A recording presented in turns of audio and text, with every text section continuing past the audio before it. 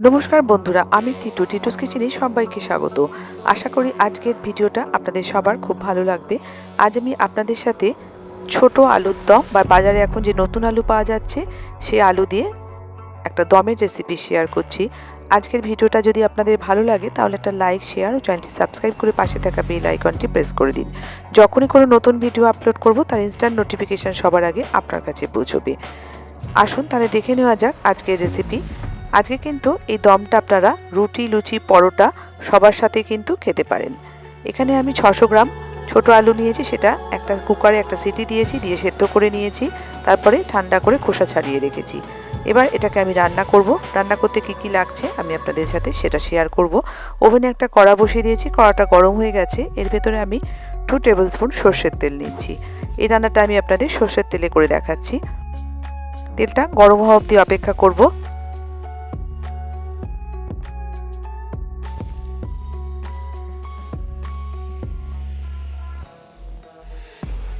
তেলটা গরম হয়ে গেছে।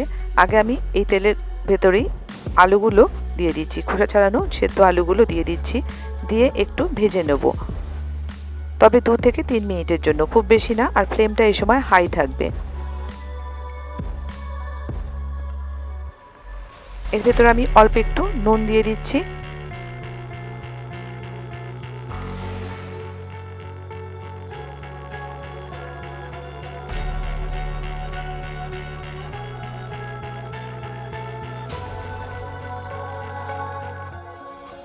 আলুটা ভাজা হয়ে গেছে। একটা পাত্রের ভেতর আলুটা তেল থেকে ছড়িয়ে আমি তুলে নিচ্ছি পাত্রের ভেতরে।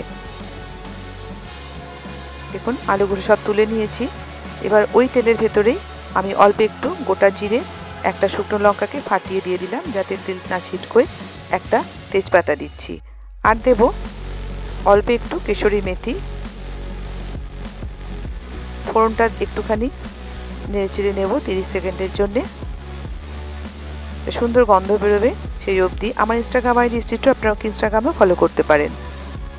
এবারে এর ভেতর আমি 1 পিঞ্চ হিং দিয়ে দিচ্ছি, 2 টিস্পুন আদা বাটা দিচ্ছি।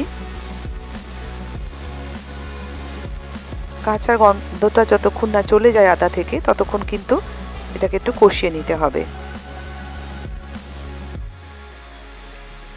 এবার একে একে মশলাগুলো এর ভেতরে আমি অ্যাড করব।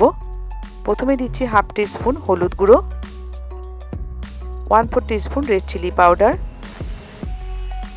1 টিস্পুন কাঁচা লঙ্কা কুচি দিয়ে ভালো করে একটু নেড়ে চেড়ে নেব বা কষিয়ে নেব।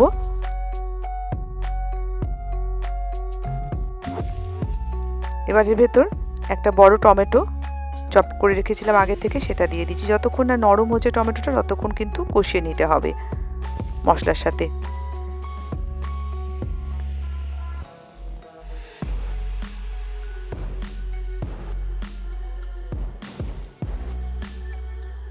এবার এর ভেতরে কাশ্মীরি লঙ্কার গুঁড়ো রং হওয়ার জন্য দিচ্ছি 2 টিস্পুন।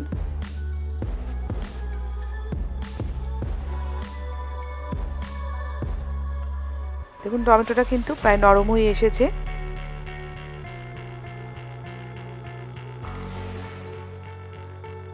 এবার দিচ্ছি হাফ টিস্পুন জিরের গুঁড়ো।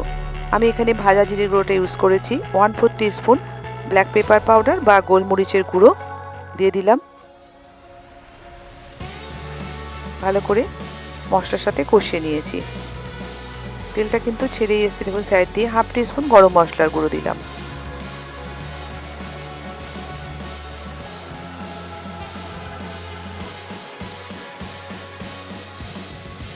টু টিস্পুন চিনি দিচ্ছি। চিনিটা কিন্তু অবশ্যই দেবেন স্বাদটা ব্যালেন্স হওয়ার জন্যে। এটা আমি 600 গ্রাম আলুর জন্য দেখিয়েছি। আলুর পরিমাণ বাড়লে মশলাও কিন্তু বাড়াতে হবে। 3 টেবিল স্পুন আমি এখানে টমেটো সস দিয়ে দিলাম। টমেটো সস দিয়ে কিন্তু বেশ খানিকক্ষণ নেড়ে চেড়ে নেব।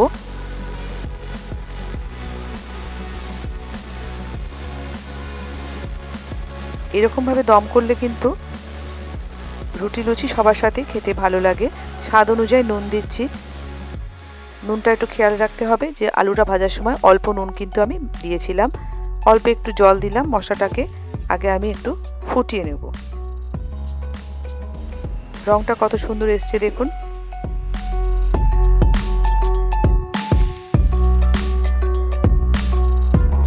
গ্রেভিটাকে একটু রান্না করে নিতে হবে মিনিট 5-এর জন্যে। তবে কিন্তু দমের স্বাদটা ঠিক আসবে। এর ভেতর আগে থেকে ভেজে রাখা আলুগুলো দিয়ে দিলাম, দিয়ে মিনিট 2 ধরে একটু নেড়ে চেড়ে নেব গ্রেভিটার সাথে। যদি আপনারা শুকনো খেতে চান তাহলে কিন্তু এই পর্যায়ে এলেই না, মানে নেক্সট যে আমি কি দিচ্ছি সেগুলো দিলেই হয়ে যাবে। আর যদি একটু ঝোল রাখেন সেক্ষেত্রে কিন্তু একটু জল অ্যাড করবেন। দেখুন আমি এখানে একটু জল দেব। খুব বেশিক্ষণ লাগে না, যেহেতু আলুটা সেদ্ধই, রান্নাটা কিন্তু খুব ঝটপট করেই হয়ে যায়।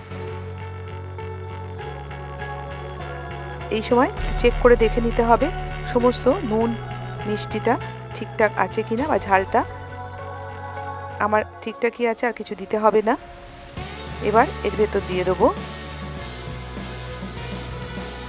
বেশ খানিকটা ধনেপাতা কুচি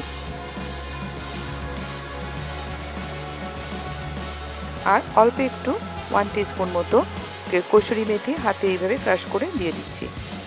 সুন্দর একটা ফ্লেভার আসবে। ভালো করে মিশিয়ে নেব।